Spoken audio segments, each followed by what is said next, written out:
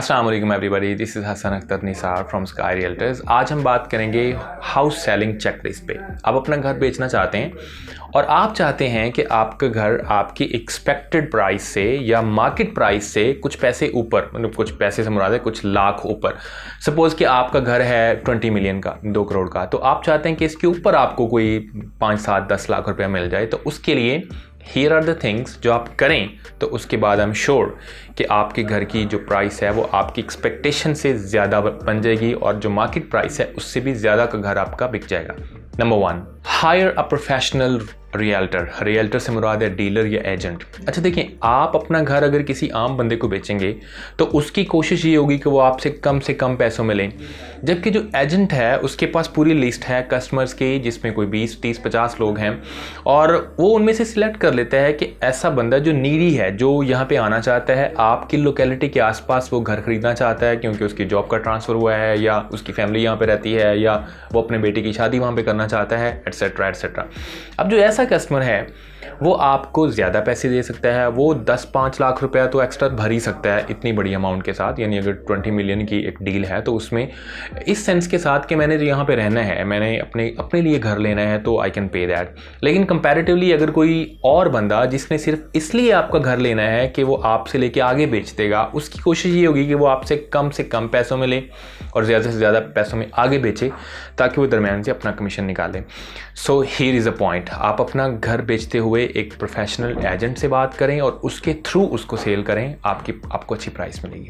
Number 2, repair it. अब घर को बेचने से पहले उसको रिपेयर करना बहुत ज़रूरी है। अगर आप उसको वैसे ही सेल करते हैं जिस हालत में वो है, बहुत सारी चीज़ें अभी ठीक करने वाली थी, तो उसकी वो प्राइस नहीं मिलेगी आपको जो आप चाह रहे हैं, बिकॉज इसका इंप्रेशन ही बुरा जा रहा है। सो उसको रेनोवेट करें। अब रेनोवेशन में क्या कुछ आता है, you should see if there are some loose handles, कुछ दीवारों के हैंडल्स ठीक होने वाले हैं, विंडोज़ अगर गंदी हैं उनको साफ़ करें, उनके शीशे अगर थोड़े टूटे हैं तो उनको नए शीशे लगवाएं, हार्डवेयर इश्यूज़ अगर कुछ हैं तो उसको ठीक करवाएं, अगर देखें दीवारों में क्रैक्स हैं या छत पे क्रैक्स हैं उनको फिल करवाएं और उसके ऊपर दोबारा से पेंट करें और फिर उसको ठीक करें। ब्रोकन अप्लाइंसेस अगर हैं घर में, कुछ टूटी हुई चीज़ें उनको ठीक करवाएं। स्क्वीकी डोर्स लाइक समटाइम दरवाज़ों को अगर आप खोलते हैं बंद करते हैं तो उसमें से ची की आवाज़ें आती हैं, वो नहीं आनी चाहिए। And last but not the least, kill the bugs. I repeat, kill the bugs. अगर घर में बग्स हैं, कॉकरोच हैं, छिपकलियाँ हैं, मेंढक हैं, ये इस तरह का कुछ भी, तो इट्स गोना इमेजिन कि आपके विजिटर्स के साथ में कुछ ख़वातीन हैं, उसकी बीवी है, बेटी है, उसकी माँ है और वो घर में कॉकरोच को देख लेते हैं। And I don't need to tell कि ladies are so afraid of the cockroaches. तो इससे क्या होगा, उनको ये इंप्रेशन जाएगा कि ये घर की लोकेशन ही ऐसी है कि इसके साथ में जो गटर अटैच है उसमें कॉकरोच पलते हैं, या इसके साथ जो पार्क अटैच है वहाँ पर मेंढक होते हैं और वो आए दिन घर में आ जाया करेंगे, तो ये तो एक बड़ा मसला खड़ा हो जाएगा, इसलिए वो डील को कैंसिल कर सकते हैं। सो मेक श्योर कि आपके घर में कोई बग्स नहीं हैं जब उसको आप बेचने लगते हैं। तो number 3, complete the construction work. अगर उसमें आपके घर में कोई कंस्ट्रक्शन वर्क चल रहा था, लाइक कोई छोटी सी दीवार हो रही थी या आप छत पे कोई काम हो रहा था या किचन में कोई काम हो रहा था, पहले उसको मुकम्मल करें और उसके बाद फिर आप विजिटर्स को घर में इन्वाइट करें। क्योंकि अगर घर में कंस्ट्रक्शन, आप रिमेंबर अ हाउस, जब आप उसको विजिट करने जाते हैं और उसमें जगह जगह पे कहीं सीमेंट पड़ा है, कहीं पे बजरी पड़ी हुई है, कहीं पे कोई सरिया रखा हुआ है, कहीं पे कोई रेत पड़ी है, तो कैसा इंप्रेशन आएगा, ऐसा ही आपके विजिटर्स को इंप्रेशन जाएगा। सो उसको बेचने से पहले उसको बिल्कुल नीट एंड क्लीन रखना है। किसी तरह की कोई रिपेयर्स चल रही हैं या कोई कंस्ट्रक्शन चल रही है तो उसको पहले कंप्लीट करें, उसको क्लीन करें, साफ़ करें और उसके बाद फिर आप एजेंट को या अपने विजिटर्स को बुलाएं। Now presenting to you the house you want. Number 4, finish projects and add stuff. अच्छा, अगर कोई प्रोजेक्ट घर में चल रहे हैं, लाइक पंखा लग रहा था लेकिन उसका आधा सामान नीचे बिखरा पड़ा है, आधा लगा हुआ है, पहले उसको मुकम्मल करें। कोई सॉकेट है लेकिन उसमें बटन नहीं लगा हुआ, या कोई सॉकेट है बल्ब की और उसमें बल्ब नहीं लगा हुआ, या ऐसा कोई ट्यूब की जगह बनी हुई है लेकिन उसमें ट्यूब नहीं है, ऐसा कुछ, तो उसको पहले मुकम्मल करें, because this will otherwise leave a very bad impression on your visitor. And add stuff, कुछ चीज़ें ऐड करें उसमें, लाइक कुछ प्लांट लेके आएँ, किचन में कुछ प्लांट जो अच्छे लगते हों वो रखें, कुछ आप लॉन में रख सकते हैं, कुछ आप लाउंज में रख सकते हैं। इसी तरह से कुछ बड़े वाले गमले आप ला सकते हैं जिनमें पौधे लगे हों, उनको आप डिफरेंट जगहों पे रख दें। अब इससे क्या होगा, एक फ्रेंडली इन्वायरमेंट बनता है, एक फ्रेंडली माहौल बनता है। जब कोई विजिटर आता है तो उसको अपनेपन का एहसास होता है और पौधों या दरख्तों की गैर मौजूदगी में वो अपनापन नहीं बनता।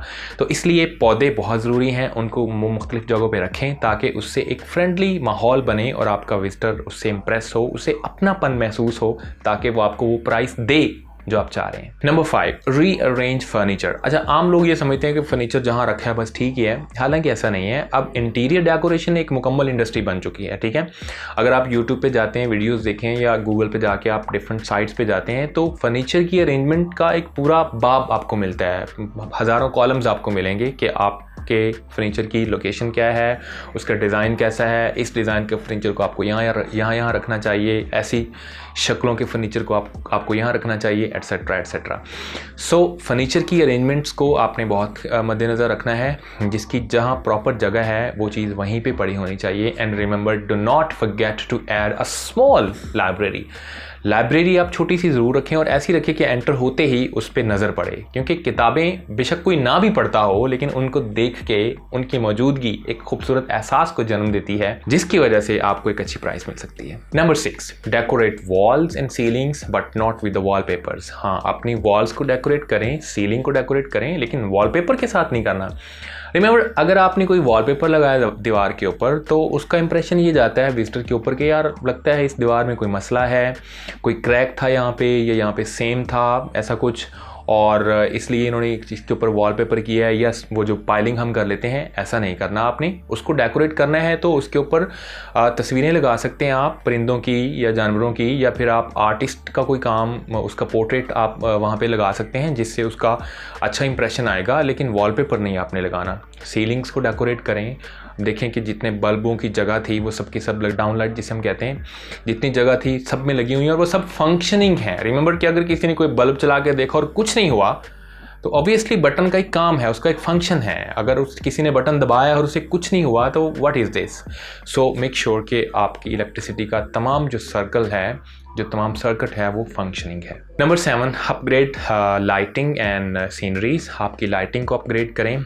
लाइटिंग बहुत कम नहीं होनी चाहिए, ज़्यादा ही होनी चाहिए, ठीक है। कमरे में या हॉल में जब वो सारी लाइट्स को चलाएं तो ऐसा लगे जैसे दिन चढ़ा हुआ है, जैसे एक अपनापन महसूस होता है। जब बहुत कम लाइट होती है, तो चूँकि इंसान नेचुरली डार्कनेस से डरते हैं, अंधेरे से डरते हैं, तो जब घर में लाइट्स कम होती है तो हमें वो एहसास नहीं बन पाता, वो अपनापन महसूस नहीं होता जो ज़्यादा रोशनी की सूरत में होता है, right? So make sure to improve your lighting in the house. Number 8, attractive curtains. आपके कर्टन्स बहुत अट्रैक्टिव होने चाहिए, नीट होने चाहिए, साफ़ होने चाहिए, धुले होने चाहिए, और उनके कलर कॉम्बिनेशन होने चाहिए।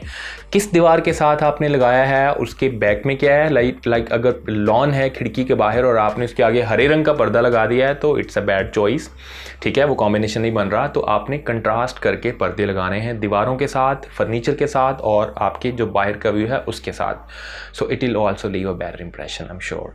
Last but not the least, prepare the paper work. ऐसे घर को बेचने से पहले आपका जितना भी पेपर वर्क है, उसकी रजिस्ट्री है या उसकी कोई दस्तावेज़ात हैं, कुछ डॉक्यूमेंट्स हैं, एनओसीज़ हैं, वो सब एक फ़ाइल में लगे होने चाहिए, और एक भी फ़ाइल ऐसी ना हो जो मिसिंग हो। बिकॉज एक फ़ाइल मिस होने का मतलब क्या होगा कि आपका विजिटर समझेगा हाँ जी ये फ़ाइल कहाँ है, बस ये 2-4 दिन में आ जाएगी, और 2-4 अच्छा चलो मैं 2-4 दिन वेट कर लेता हूँ, क्योंकि फ़ाइल मुकम्मल होगी तो 2 ही लूँगा।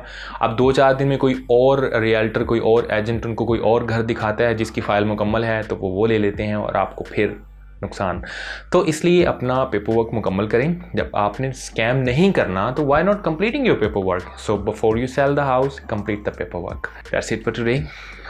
If the video was informative and you enjoyed it and it gave you something new, we need your support. Give us a subscription. Thank you very much.